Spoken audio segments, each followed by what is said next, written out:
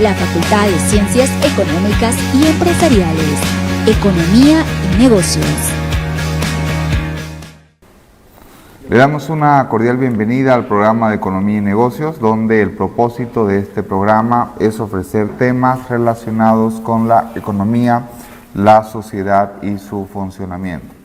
Agradecemos a la Facultad de Ciencias Económicas y Empresariales y al Canal 11 Televisión Universitaria por apoyar y difundir este programa. En nuestro programa, en nuestra sesión del día de hoy, vamos a estar con un tema importante que es básicamente está basado en la publicación de un libro, Un grano de oro en la historia Solleros de Bolivia, perteneciente a la profesora investigadora doctora Silvia Alemán, y también a la institución de ANAPO, Asociación de Oleaginosas. Queremos comenzar nuestra entrevista el día de hoy con el momento económico financiero. ¿Cuál es el propósito de esta sección? Básicamente es dar a conocer una noticia de interés que se ha difundido en los medios de comunicación, y básicamente se ha realzado que en este contexto de escasez de dólares en Bolivia está creciendo con bastante tendencia la utilización de los criptoactivos. Recordemos que de forma pasada el Banco Central de Bolivia autorizó de que en Bolivia se pueden realizar operaciones con criptoactivos, y hay algunas plataformas que están siendo bastante utilizadas con una tendencia bastante creciente. Hablamos, por ejemplo, de Binance y hablamos de AirTM, ¿no? Básicamente estas plataformas están vinculadas. Lo primero que se debe hacer es crear su usuario con su documento de identidad y luego vincular su cuenta a, por ejemplo, a la cuenta de una de estas plataformas, a una cuenta bancaria, y los criptoactivos funcionan comprando o vendiendo los criptoactivos y se vinculan con pagos en QR o transferencias bancarias. Son transacciones seguras porque tienen una tecnología que es la llamada tecnología de blockchain, donde las operaciones están encriptadas, y una de los criptoactivos que se está usando bastante es el criptoactivo USDT. La importancia de este criptoactivo es que es prácticamente el dólar de manera virtual. De hecho, la cotización del USDT es lo que vendría a ser la cotización del dólar en el mercado paralelo. Esta fue nuestra principal noticia del momento económico financiero. En tal sentido, vamos a ir con nuestros primeros anuncios institucionales y continuamos con más del programa de Economía y Negocios.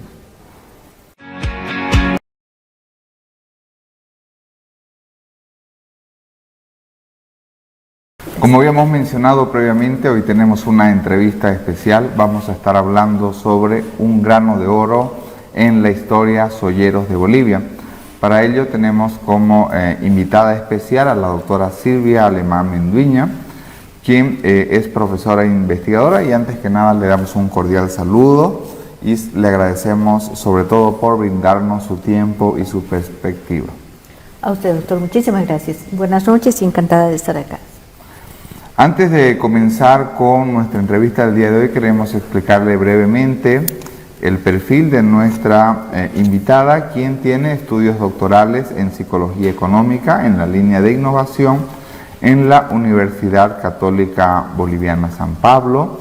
De igual manera posee un magíster en Economía por la Universidad Francisco Marroquín, además de un magíster en Agroecología y Desarrollo Rural Sostenible. De igual manera cuenta con posgrados en Ciencias para el Desarrollo del CIDES-UNSA.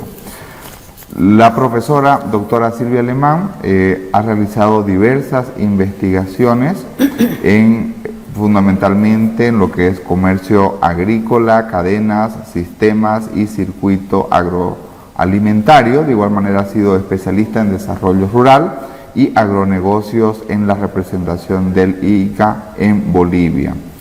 Por otra parte, también la profesora cuenta con experiencia tanto a nivel de pregrado como de posgrado en la docencia en diversas universidades de nuestro país. Este es un programa de economía y negocios en el cual uno de los objetivos de este programa es dar a conocer y difundir resultados de las investigaciones. De hecho, nuestro programa del día de hoy, que titula, como habíamos mencionado, Un grano de oro en la historia Soyeros de Bolivia, es básicamente el título de un libro que ha publicado la doctora Silvia Alemán, y queremos mencionar, toda vez de que es uno de los objetivos es la difusión de la investigación. Queremos preguntarle cuál fue el objetivo central de su libro y en qué consistió. Bueno, nuevamente agradecerle, doctor, por esta entrevista y por el espacio que me permite abordar el objetivo de este libro, ¿no? Señalarle que yo he estado viniendo antes a ANAPO justamente por la cooperación interinstitucional que existía entre ANAPO y el Instituto Interamericano de Cooperación para la Agricultura. En ese marco estaba como bastante interiorizada de todo lo que es esta cadena agroproductiva. Surgió el interés de los PAS presidentes en hacer su historia. Ellos habían contribuido muchísimo a lo que es ANAPO hoy, desde sus inicios. Fue una labor titánica, con lo cual había el profundo interés de recoger las experiencias y todo este marco histórico de quienes habían hecho ANAPO y qué es la soya hoy, ¿no? No obstante de eso, que me invitaron para que yo pudiese trabajar en esta investigación, pero para mí no fue suficiente recoger hechos históricos, que de entrada ya es absolutamente importante. Lo que a mí me había parecido importante, entender los comportamientos económicos y humanos, porque como usted sabe, doctor, detrás de toda historia hay individuos, hay humanos, hay gente que hace la historia.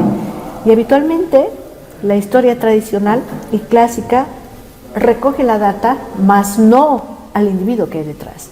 Entonces, como tengo esta formación en economía conductual, me había parecido importante entender qué había hecho para que justamente estos PAS presidentes, quienes iniciaron todo este largo y muy rico proceso, y yo quería interpretar qué habían comprometido, cómo tomaron las decisiones, qué fue ese momento histórico, también en el contexto histórico de Santa Cruz.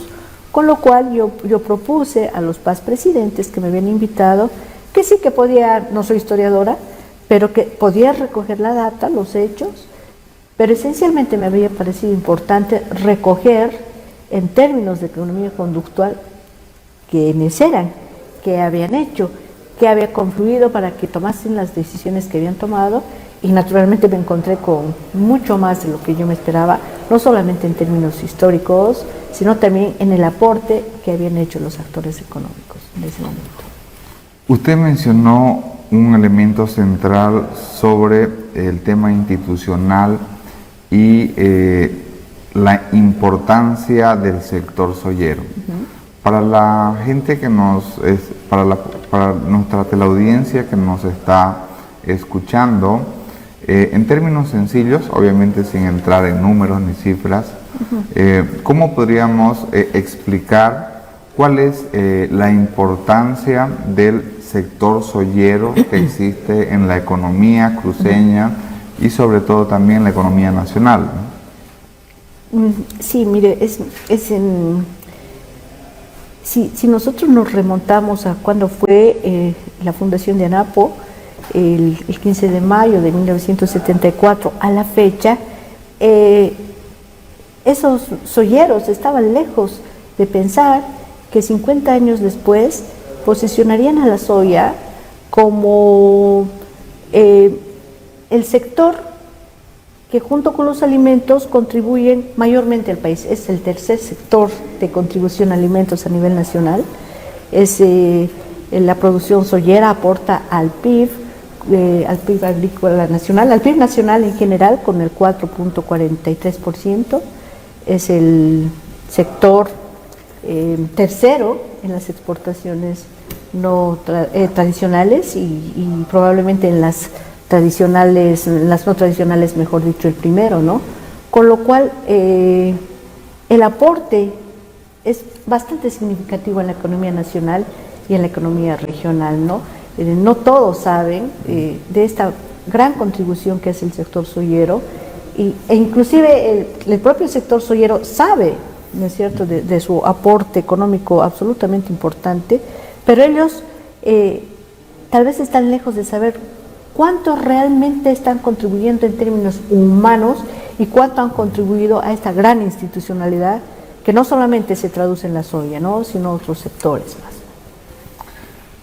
Usted nos mencionaba hace un momento de que uno de los propósitos que tiene este libro es recoger básicamente lo que son las experiencias y lo que es la historia. Sí. ¿Cómo es que, dado este contexto, cómo es que nace la soya en Santa Cruz, en Bolivia? ¿Quiénes fueron sus primeros pioneros? Bueno, señalar, doctor, que los primeros soyeros antes han sido algodoneros y también han sido cañeros, ¿no? Entonces, desde ese momento ya podemos ver en nosotros la intrepidez, este afán de estas personas de hacer algo en su tierra, de generar producción, de trabajar en cultivos, y han influido también en esta conversión, por ejemplo, de algodoneros a soyeros, los japoneses, ¿no? Y los propios japoneses antes también influyeron muchísimo en estas personas para trabajar en el tema del algodón, que como nosotros sabemos, bueno, el algodón tuvo un auge en un momento, pero después por algunos problemas con ventas a futuro, el algodón fue castigado en Bolivia, ¿no? Entonces había ese estigma, digamos, que los productores cruceños no podían exportar porque había ese castigo del algodón. Fue muy, muy caro ese costo, ¿no? Pero después, como son intrépidos y siempre estaban pendientes de qué hacer, y ahí podemos ya comenzar a hilar con los hechos económicos que nutren la historia, podemos ver cómo ellos se arriesgan, comienzan a tomar medidas y comienzan a trabajar en el tema de la soya. Ahora, ¿por qué con la soya después del algodón? Porque habían dos fuentes digamos, de un marco que hace que ellos comiencen a tomar las decisiones de ingresar en la soya. Por un lado, antes ya se había comenzado a trabajar con granos, habían artesanos, habían muchas fábricas artesanales que trabajaban con granos, entre ellos estaba, por ejemplo, la familia Marinkovic, ¿no?, que habían recogido muchos granos, y se trabajaba con granos procesados, ¿no?, para alimentos. Esa es una fuente. Y la otra fuente que fue muy importante fue que el año 71, 72, hasta el 73, llegó a Bolivia un programa de USAID de apoyo, el primer programa de apoyo al sector agrícola, ¿no?, se llamaba el FRAP. Entonces y fue un programa que incursionó tan fuerte, y en ese momento no había ni siquiera un marco institucional agrícola para que se haga cargo del FRAP, de este programa de USAID, y fue a través de la banca que se llamó a los productores con estímulos para trabajar con varios productos, entre esos la soya, ¿no? Entonces había inicialmente estos aprendizajes de la soya en oferta, y después pasa que también hubo un problema del fenómeno del niño, que antes los productores trabajaban con cardúmenes, ¿no?, y cuando hay el problema del niño se pierde esta producción. Entonces, como siempre son ávidos y absolutamente agudos en lo que van a hacer las personas, acá los productores, yo rescato muchísimo de esa habilidad mental y esas decisiones de meterse en campos que no conocen pero que arriesgan, ¿no es cierto? Entonces comenzaron a trabajar con la soya, ¿no? Entonces los primeros soyeros, el primer soyero dicho y reconocido por el señor Vicente Roca Gil, fue probablemente el arquitecto Carlos Lac, ¿no?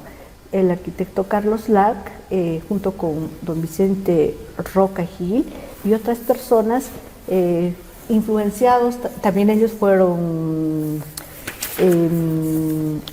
algodoneros y cañeros, tenían la experiencia de Okinawa, sobre todo el señor Vicente Roca Gil, trabajaba en Okinawa y como él dice, ¿qué hacen estos japoneses? Había copiado toda esta forma de hacer una nueva producción y ellos son los primeros olleros, ¿no? Entonces, los primeros olleros no pasaban de 20 personas, ¿no? Entonces, ellos deciden apostar por la soya y es interesante porque estaban solos, es difícil apostar por un cultivo que no se conoce mucho y su historia institucional parte en la calle Suárez de Figueroa, ¿no? en una pequeña oficina y el propio Carlos Lac y ellos comienzan a redactar los estatutos, convocan a la gente. Me parece que ese tiempo había la radio Grigotá también.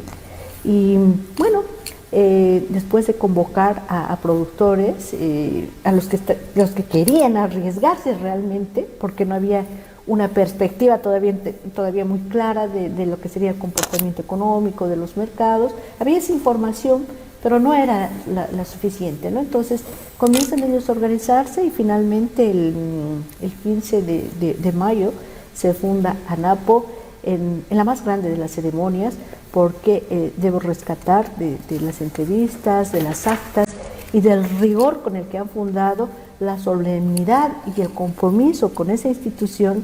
Esa fecha fue inimaginable, ¿no? Entonces la escritura de las actas, y va a creer, doctor, que a partir de esa fecha, hasta lo que he podido ver yo, que es este año, ¿no es cierto?, esa cultura institucional de respeto a las actas, a los compromisos y a los espacios de cada quien siguen vigentes. Probablemente este sea una de las instituciones que ha generado una norma de cultura propia de crear institucionalidad y de asumir los procesos institucionales como tales, con rigor, ¿no? Entonces es algo muy, muy llamativo para mí, que he trabajado en muchas instituciones y he visto la forma de asumir los retos, los riesgos, los compromisos y las interacciones con otros, ¿no? Porque el sector soyero, que habiendo sido 20 al principio 4, 6, 20, ¿no? Y llegan a ser en estos momentos como 14.000 productores más o menos, ¿no? Entonces quisiera resaltar ese hecho.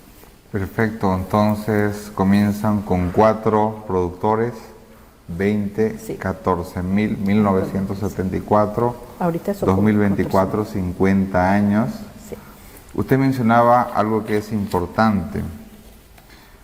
Para que exista este crecimiento, también ya nos mencionó de que, bueno, la soya es uno de los principales 3 productos de exportación no tradicionales. ¿Qué es lo que hace la institucionalidad? ¿Qué es lo que hacen sus representantes? Nos mencionó algunos datos que tenemos aquí, por ejemplo, las reuniones, las actas, los pactos, compromisos. ¿Es eso lo principal? ¿Hay otros elementos que hacen la institucionalidad para que el sector soyero tenga un crecimiento significativo en el tiempo? Bueno, claramente se ve que la soya es la producción primaria, ¿no?, de los que generan los granos. Y entonces ellos han pasado, por supuesto, por muchos problemas, justamente en la articulación con el otro sector, con la industria, ¿no? Entonces ellos tienen una larga historia de encuentros y desencuentros con su mercado, que en ese momento era la industria, y la industria era la que compraba los granos. Al mismo tiempo, la industria era la que ponía los precios. Entonces, uno de los temas que siempre fue un incordio, digamos, entre los productores fue el precio. Ellos dependían de lo que diga la industria. Había problemas tan grandes entre los agricultores primarios y la industria que a veces no llegaban a ningún consenso.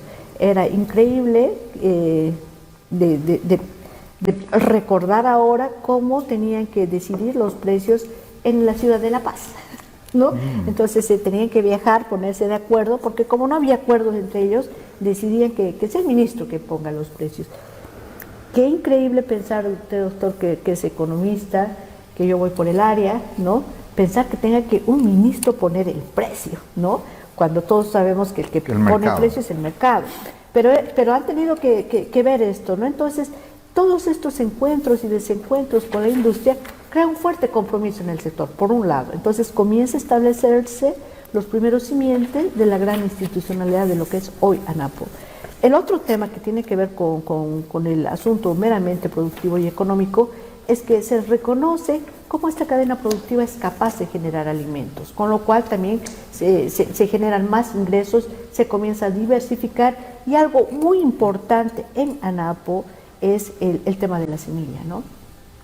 La semilla, desde mi punto de vista y desde la práctica, por supuesto, del sector, es el hito fundacional de creación de los mercados más dinámicos que hacen a Santa Cruz, ¿no? Entonces, la semilla ha pasado por diferentes procesos, la semilla de soya me estoy refiriendo, ¿no? Entonces, hasta crear ellos su propia semilla, ¿no?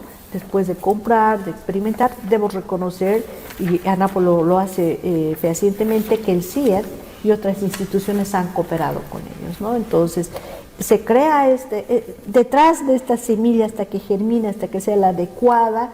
Entonces se crea, sin pretenderlo posiblemente, su propio, ANAPO crea el primer programa de investigación que ellos tienen en semilla, ¿no? Porque ellos asumen el riesgo, asumen la producción y el compromiso además que despiertan con los pequeños productores, con lo cual estaban muy enfocados en la semilla que va a ser la que realmente les habilite en el mercado. Con lo cual, sin pensarlo, reitero, crean programas de investigación, se conectan con otros centros, comienzan a viajar, y todo esto, esta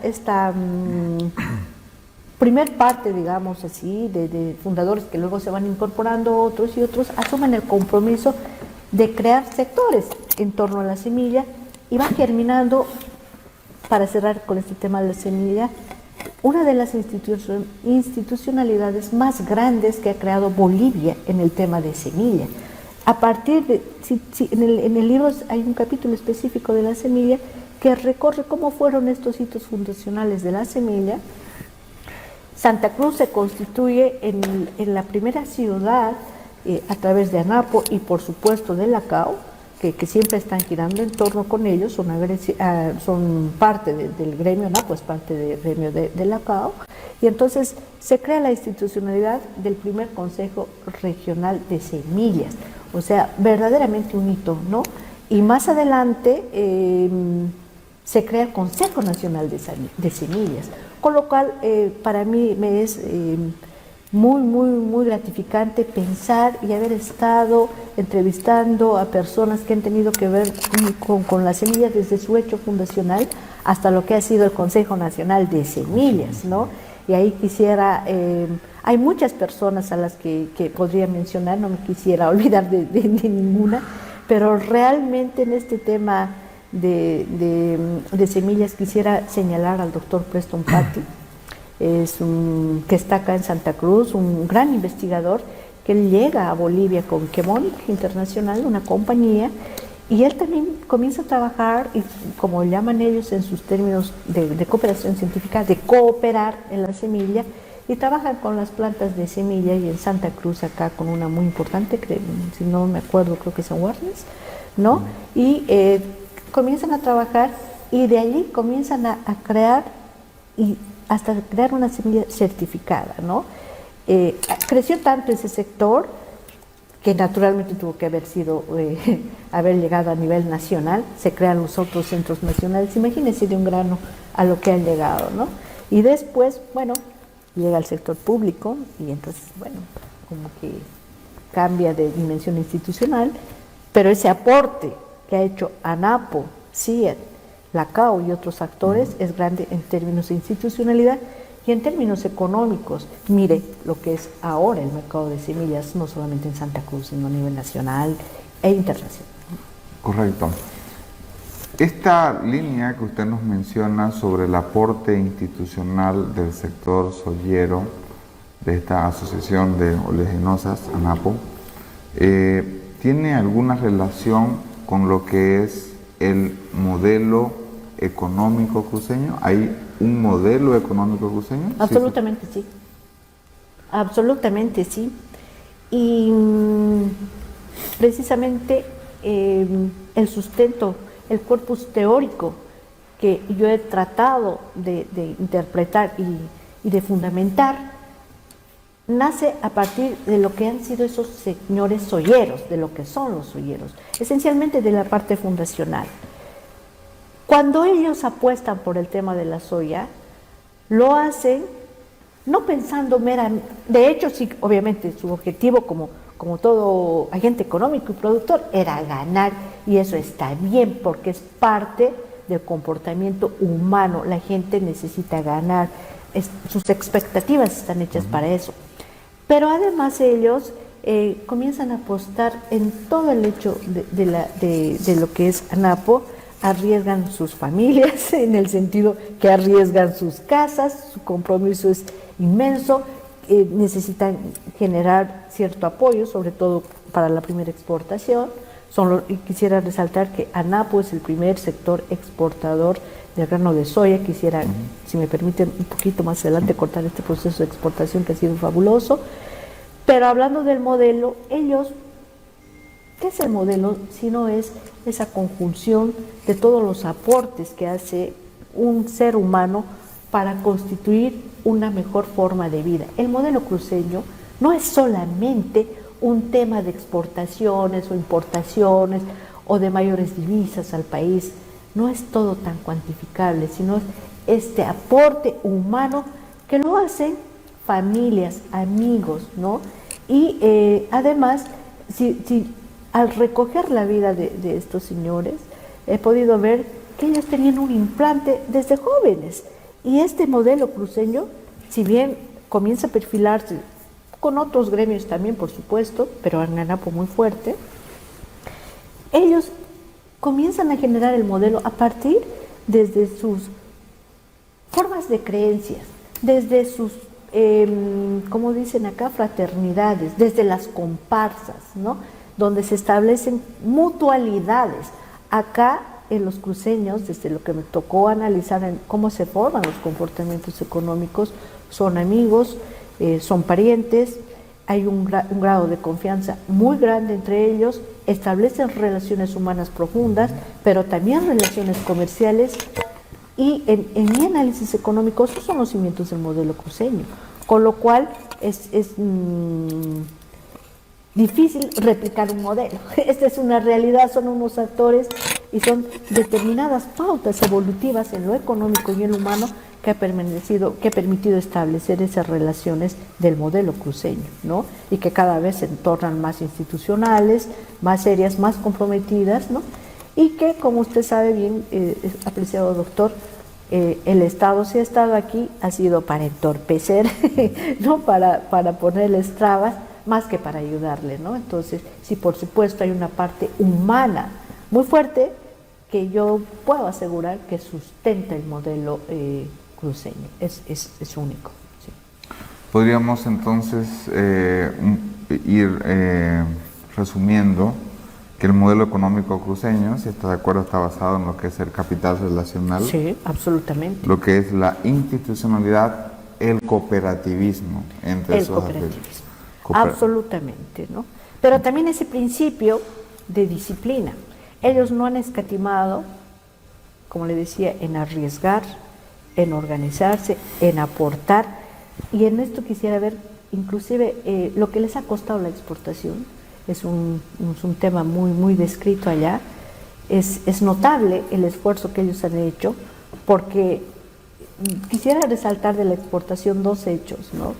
Uno es que cuando rompen finalmente con la industria, no llegan a un acuerdo, hay un tema que la industria les pone un precio, pero llegado el momento no es ese precio, no es ese volumen, y entonces ellos tenían compromisos y habían crecido con los productores, y resulta que no sabían qué hacer con la producción, y no ven otro horizonte más que decir exportemos. Y acá hay varias personas, quisiera nombrar a una de las personas que les impulsó mucho, que fue Chacho Justiniano, ¿no? El que fue ministro, que él siempre venía diciendo que exportemos, pero no habían tomado, digamos, al pie, pero cuando se ve el momento, comienzan a exportar, deciden exportar, pero en ese momento no sabían que necesitaban un tren granelero. Ese momento ellos no sabían que había un tren específico para exportar, Mire lo que han hecho, han forrado un tren, ¿no? Usted ya puede ver, han forrado, han estopado con bolsas nylon, y de ahí en el libro se ve todo lo que han tenido que pasar para esa exportación, ¿no? Es increíble los esfuerzos y las anécdotas que giran en torno. Y el otro hecho trascendental es que después de haber hecho la exportación, como han podido, llegan a Brasil. Son hitos muy importantes la llegada a Brasil, pero el hecho otro importante que nos debe reflexionar Estado, sociedad e individuo es el hecho de que cuando exportan no habían normas, no habían mecanismos de control de la exportación y primero les tratan de censurar cómo ustedes han llevado la soya a Brasil, ¿no? Hay una serie de narraciones de los productores de este hecho, pero lo concreto es que han sido estos mismos actores que de hecho el Estado no sabe esto ni para castigarnos. Paradójicamente ellos generan una cierta norma para cumplir con la norma y sin embargo es una forma de control que tienen que hacer la propia política de exportación y así para muchos sectores, ¿no? Entonces, de ANAPO podemos concluir que no solamente han generado todo el tema de la soya, ¿no? Sino este mercado, otros sectores y una gran institucionalidad en torno a lo que es la agroindustria cruceña. Perfecto. Teníamos muchísimas más preguntas para realizarle. El tiempo nos ha quedado demasiado corto.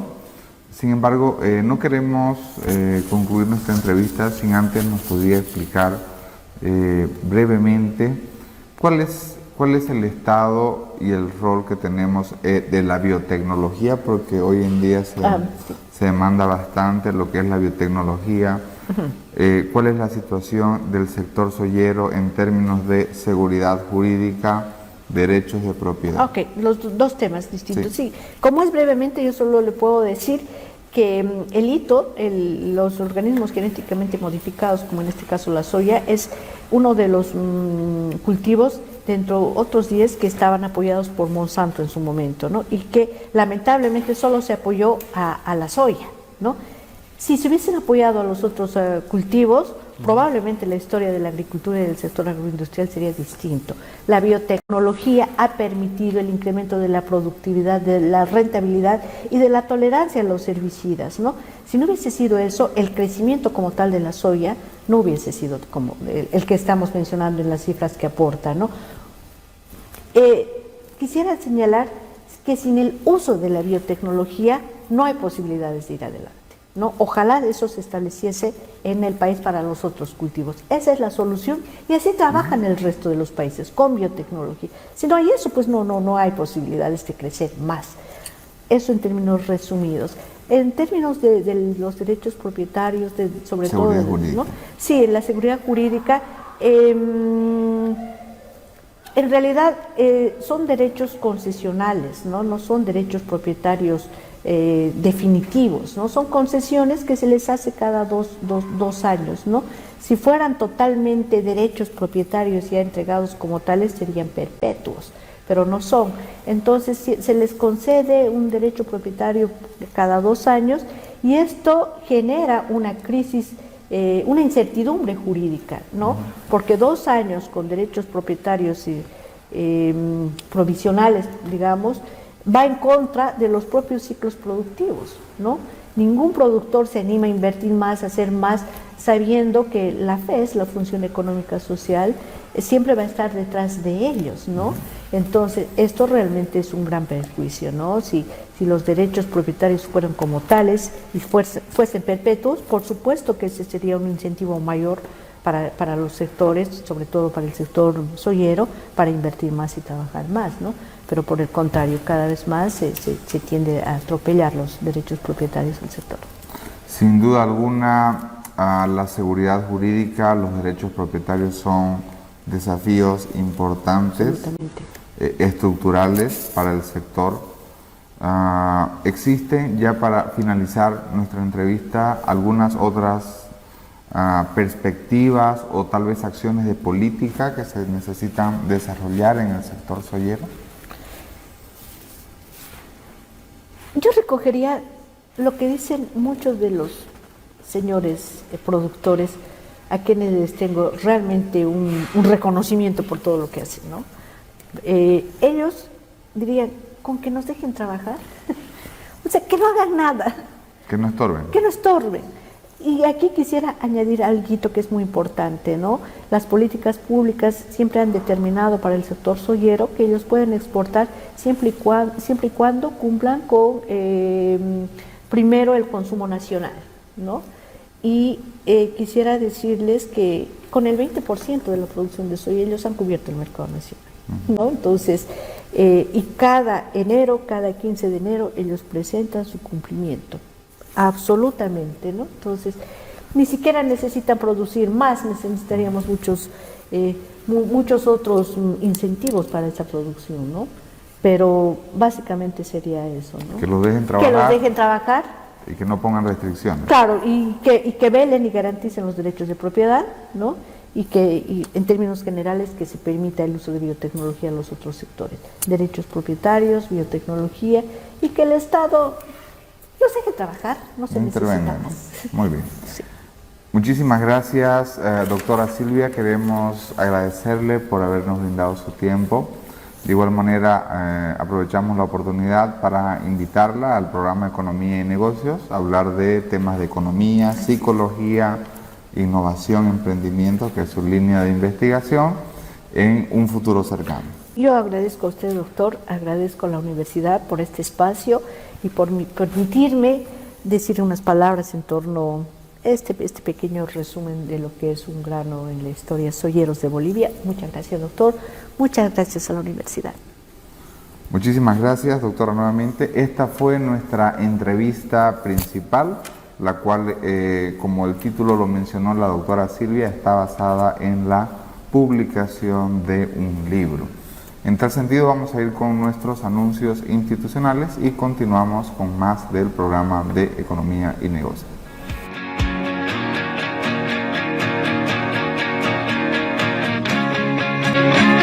En nuestro programa del día de hoy estuvimos hablando sobre la publicación de un libro, Un grano de oro en la historia Soyeros de Bolivia, en el cual se estuvo resaltando ciertos hitos, especialmente a partir de lo que fue la creación de ANAPO, por ejemplo, y se mencionaron elementos centrales como lo que es la historia institucional, casos de éxito, experiencias positivas que han existido dentro del sector.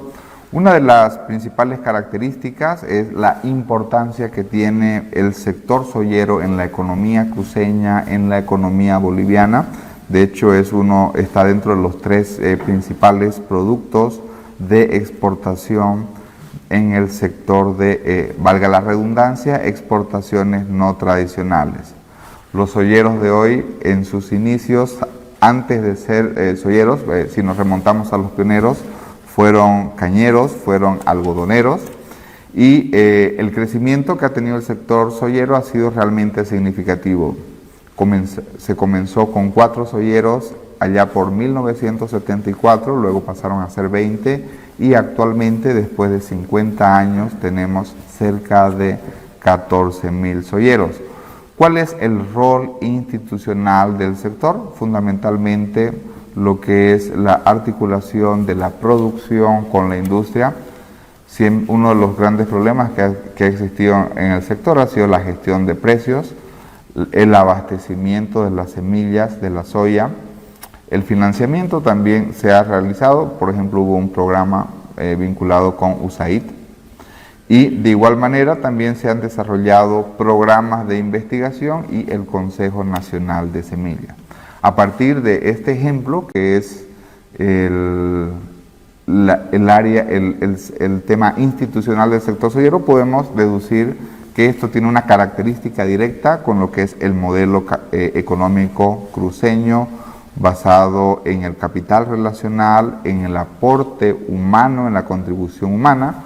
Fundamentalmente, el modelo económico cruceño está basado en el sector privado, ¿no? Y en esta institucionalidad y cooperativismo. Uno de los grandes desafíos que existen en el sector soyero, sin duda alguna, está relacionado con lo que es la seguridad jurídica. Hay incertidumbre Hay una agenda por resolver en temas de los derechos propietarios del sector y fundamentalmente las restricciones que se tienen a la exportación de soya. Estas y otras fueron nuestras principales conclusiones que tuvimos en el día de hoy, por lo cual los invitamos a que nos pueda acompañar en nuestro programa Economía y Negocios. Recuerden ustedes, los días sábados a las 8 de la noche y el domingo en el mismo horario por Canal 11 Televisión Universitaria. Muchísimas gracias.